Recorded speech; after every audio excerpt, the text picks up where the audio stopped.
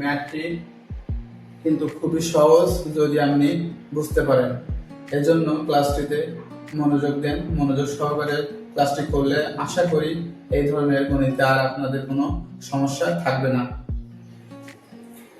যদি a/b equal b/c equal 2/3 হয়, তবে a অনুপাত c এর মান কত হবে? ক 2/3, খ 3/4, গ 4/9,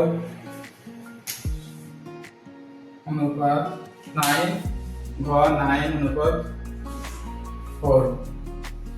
এখন এই ম্যাথটি সমাধান করতে হলে প্রথমে আমাদের এই জায়গাতে মনোযোগ দিতে হবে। এখন আমরা এটা প্রথমে লিখি a/b ইকুয়াল b/c ইকুয়াল 2/3। এখন যেহেতু এদের মাঝে সমান সমান দেওয়া আছে, তার অর্থ হচ্ছে কি জানেন? অর্থ হচ্ছে এটাকে ভেঙে লিখলে এরকম হয় a/b ইকুয়াল 2/3 এবং b/c ইকুয়াল 2/3। মানে এইটার মান এটা, এইটার মান দুইটার মানই সমান, যে কারণে এইভাবে লেখা হয়েছে। এখন আমাদের বের করতে হবে a অনুপাত c এর মান। এখন a অনুপাত c এটাকে কিন্তু এইভাবেও লেখা যায়, এটাকে এইভাবেও লেখা যায়, a/c আকারে লেখা যায়। তাহলে আমরা কি বুঝলাম? a অনুপাত c কে a/c আকারেও লেখা যায়। এখন খেয়াল করুন, এই ম্যাথটা দুই ভাবে সমাধান করা যায়। দুইটা পদ্ধতি আমি আপনাদেরকে দেখাবো, যেটা আপনাদের কাছে সহজ মনে হয় সেটাই আপনারা পরীক্ষা হলে প্রয়োগ করবেন। এখন ফার্স্ট যে পদ্ধতি সেটা হচ্ছে এর মান বের করে করব। a এবং b c এদের যে মানটা, নির্দিষ্ট মান, সেই মানটা বের করে আমরা করব। এখন আমরা অনেকে আগুণন করি, আমরা সবাই প্রায় আগুণনের সাথে পরিচয় আছে অনেকদিন থেকে। এখন ব্যাপারটা হচ্ছে এখানে সেইটা না। এখন এখানে যদি অনেকের প্রশ্ন করা হয় এর মান কোনটা, বির মান কোনটা, বলেন তো?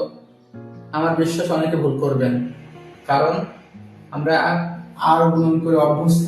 অনেকে মনে করতে পারে এই যে আড়ে আছে, এর মান হচ্ছে এর মান 3 আর বির মান 2, কিন্তু সেটা কিন্তু না।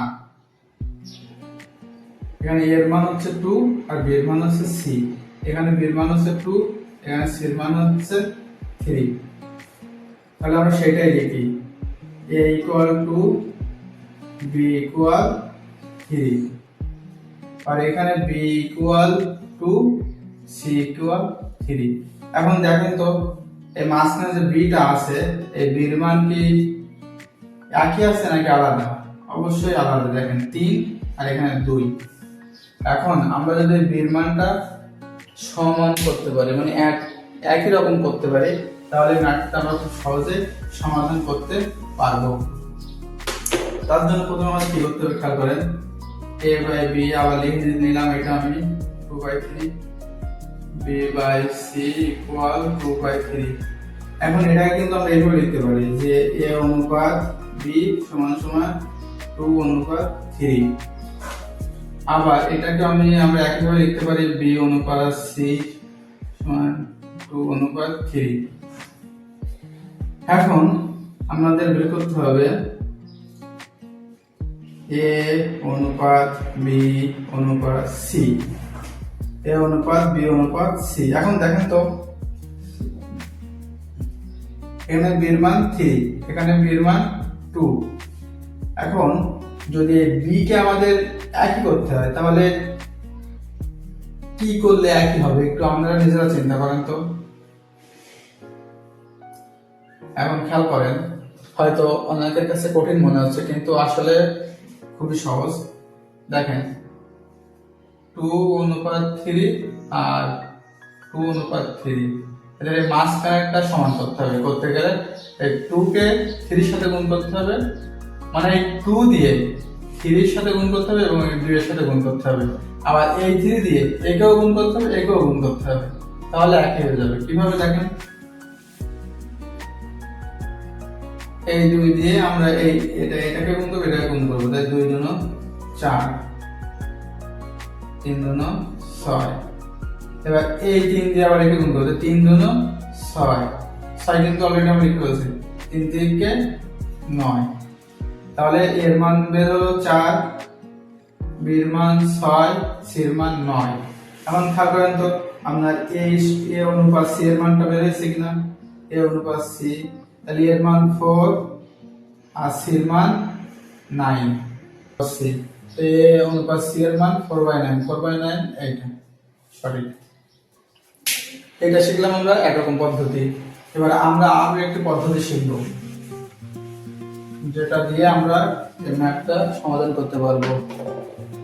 এখন খেয়াল করেন, a by b equal b by c equal 2/3। এটা থেকে আমরা কি পাচ্ছি, a by b equal 2/3, আবার b by c equal 2/3। এখন খেয়াল করেন তো a অনুপাত c কে এভাবে তো লেখা যায় a by c। এখন a by b R b by c এই দুইটা যদি গুণ করে দেয় তবে আমরা কি a by c মান পাই? দেখেন তো a by b গুণিতক a by b গুণিতক b by c, b by c গুণ করে দিলাম, কিন্তু গুণ, তাহলে এটা কাটা যায়, এটা কাটা যায়, থাকে কি উপরে a থাকে নিচে c থাকে, তাহলে a by c পাচ্ছি না। তাহলে আমরা কিন্তু এইটা a by b R b by c, a by b R b by c গুণ করে কিন্তু a by c আমরা পেলাম। তাহলে যদি এখন আমরা এদের এই মানটা গুণ করি, মানে কাটাকাটি করলাম না, কারণ আমাদের এখানে তো এদের কাটাকাটি করে গুণ করা আমাদের মূল উদ্দেশ্য না, আমাদের মূল উদ্দেশ্য হচ্ছে a by c মানটা বের করা। তাহলে a by b গুণিতক b by c, এদের এই মানটা আমরা বসাবো। a by b এর মান কত? 2/3 গুণ b by c এর মান কত? 2/3। এই দুইটা গুণ করবো আমরা, তাহলে 2 কাটাকাটি কিন্তু যায় না, পাশাপাশি তাহলে গুণ করে 2 দুনো 4, 3 থেকে 9, তাহলে a by c সমান 4/9।